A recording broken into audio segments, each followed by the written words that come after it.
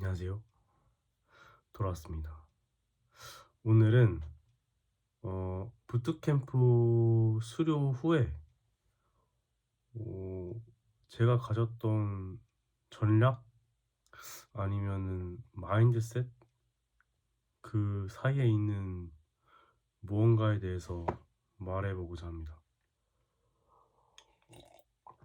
당연히 이렇게 해야 된다는 거 절대 아니고요. 그냥 이랬었다. 근데 나름 괜찮았다. 약간 이런 생각으로 들어주셨으면 좋겠습니다. 그리고 전략과 마인드셋 말씀드리기 전에 전략과 마인드셋을 가지기 위해서는 현실 감각이 있어야겠죠. 현실 나의 상황이 어떻게 바라보고 있나, 나의 현실 어떤 상황인가, 이런 거에 대해서 먼저 말씀드리면, 자, 1번, 작년 10월인가? 작년 10월에 끝났었고요.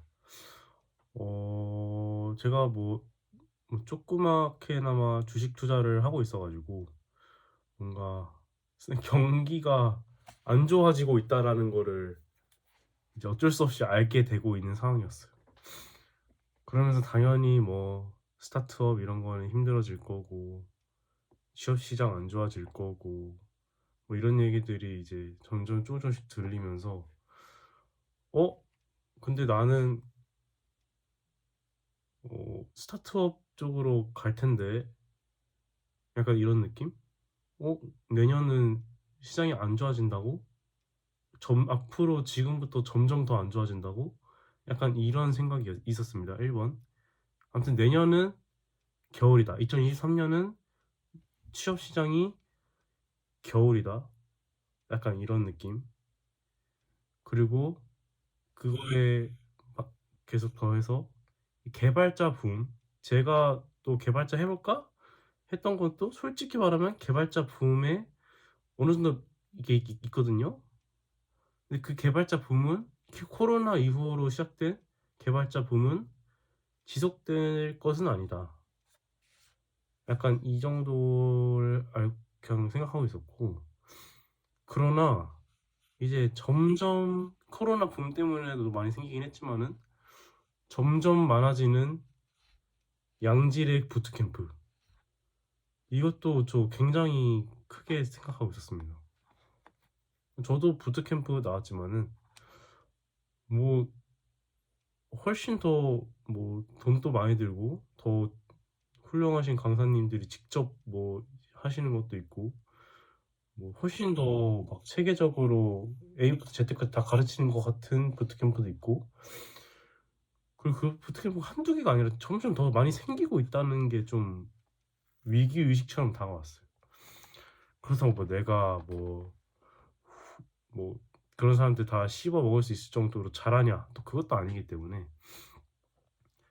그래서 네, 그 다음에 이제 정리해서 말하면은 나와 같은 수준의 비전공자 개발자는 시간이 갈수록 기하급수적으로 많아질 것이다.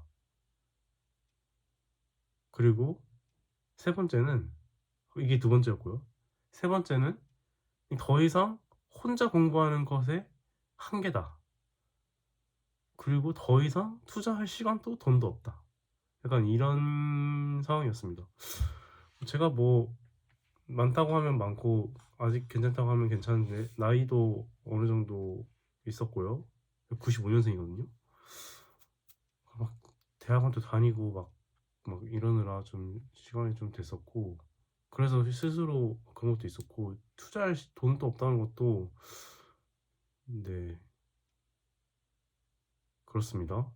아무튼 그런 상황이었어가지고, 아, 절대적으로 빨리 해야 되고 올해 안에 해야 되고, 날 뽑아주는데 무조건 먼저 들어가고, 회사 좋지 안 좋은지는 들어가서 결정하고, 약간 이런 마인드셋으로 취업 시장에 임했고요.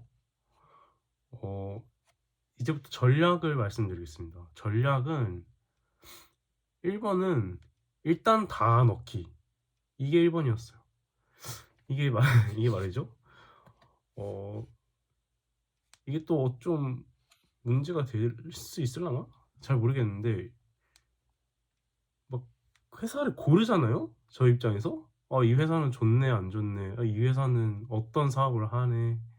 뭐 팀 리더가 있네. 몇 년 차 개발자가 몇 명이 있네. 개발자 뭐 그런 게 그런 거 보잖아요. 뭐 연봉은 얼마니. 저는 그게 약간 제가 고를 게 아니라고 생각했어요. 그러니까 약간 어떤 느낌이냐면은 어떤 남자가 어떤 뭐 여성분이 마음에 들어 가지고 말을 걸기도 전에 결혼까지 생각하는 느낌? 무슨 말인지 아시겠죠? 내가 선택할 수 있는 게 아니야. 내가 이 회사와 함께할 것을 선택할 수 있는 이 힘이 생기는 거는 합격한 이후에 생기는 거지, 그전에는 아무리 혼자서 이 사람이 좋네 안 좋네 이 회사가 좋은지 안 좋은지 평가를 해 봤자 김칫국 맛있는 거라고 생각해 가지고 애초에 판단을 거의 하지 않았습니다. 그러니까 공고가 올라오는 건 족족 그냥 다 넣었어요. 모든 거 그냥 뭐 그리고 연차도 솔직히 안 봤어요. 뭐 3 년차 개발자 그냥 넣었습니다. 약간 이런 느낌으로 이게 현실 약간 이렇게 생각한 거죠. 나와 비슷한 비전공 개발자 엄청나게 많으니까 내가 고른다고 해서 이분들이 나를 뽑아줄 거라고 생각하지 않았어요. 그래서 그냥 일단 족족 넣고 일단 합격하는 게 먼저라고 생각했습니다. 그리고 2번은 내 이력서, 내가 열심히 작성한 이력서를 보는 시간은 채용 담당자가 볼 시간은 0.3초? 0.3초 만에 쓱 넘어갈 것 같은데 그 0.3초 만에 조금이라도 시선을 담아두고자 노력을 했습니다.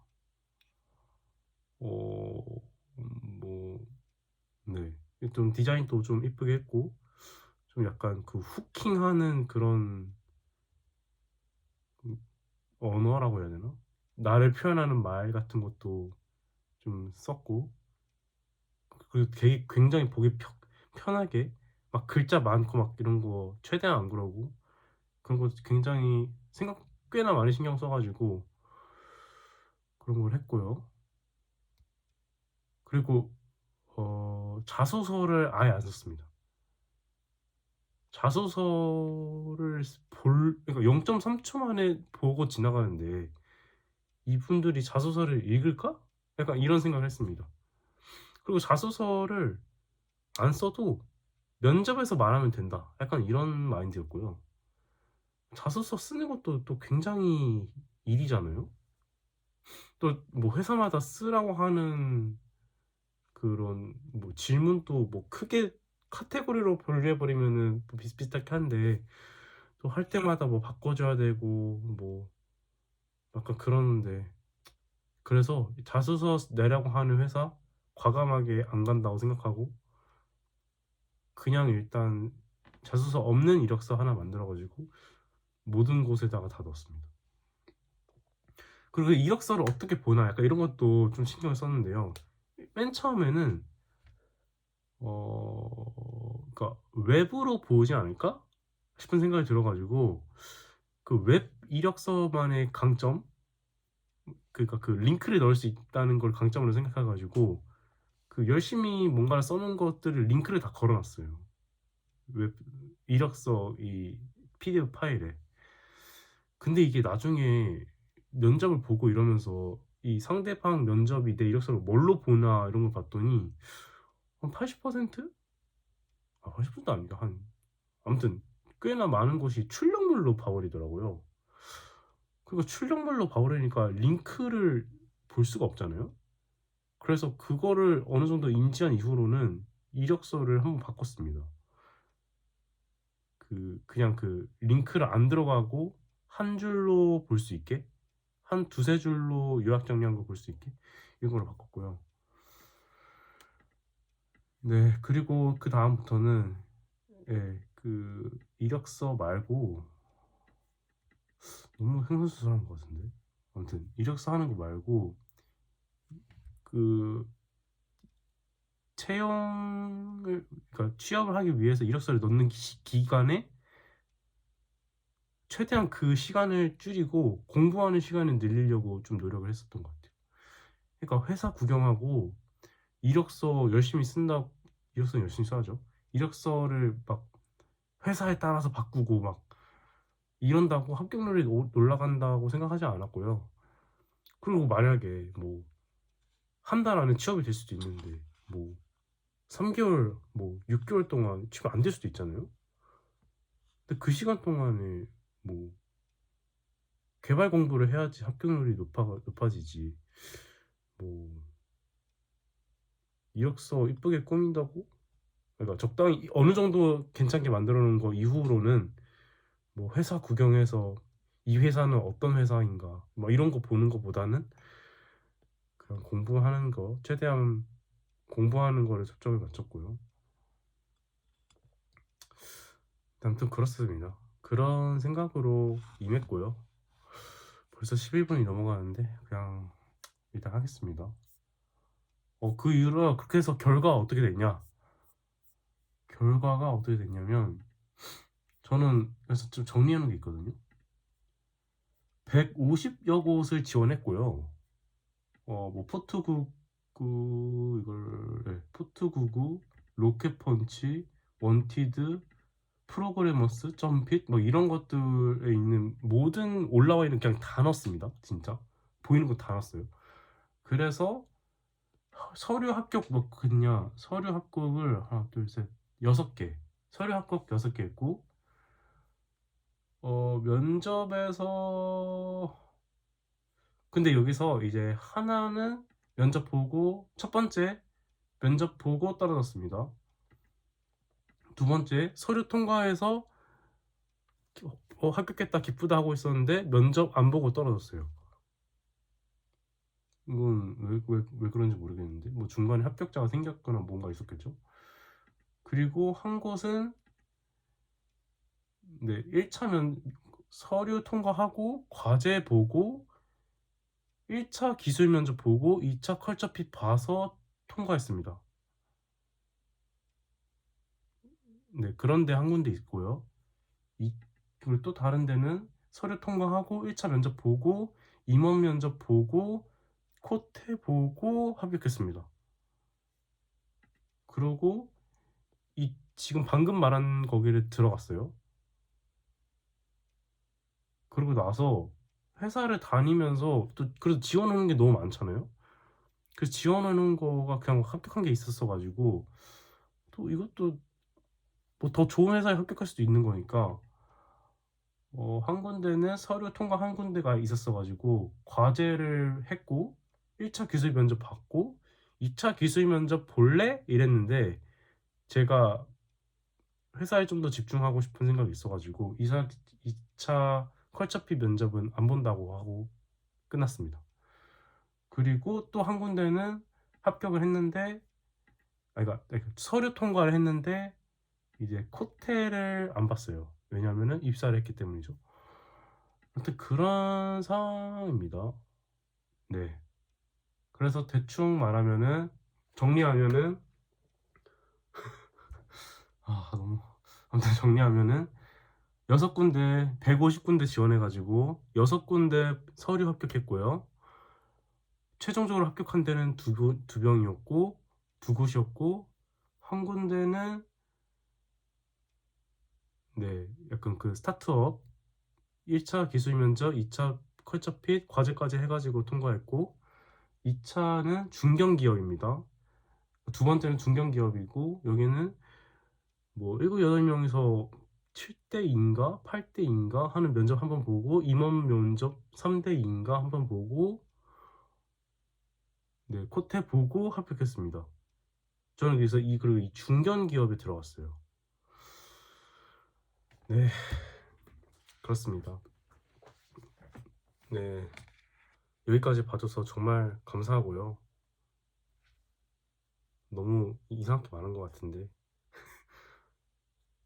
그냥 이런 사람이 있다 생각해 주시고요. 네, 이거 봐주시는 분들이면은 좀 저랑 비슷한 사람 분들이지 않을까요? 비전공자인데 이제 부트캠프 하려고 하거나 하고 있거나 끝났거나 다들 화이팅 하십시오. 화이팅. 그러면 저는 네, 다음에 또 돌아오겠습니다. 안녕히 계세요. 빠이.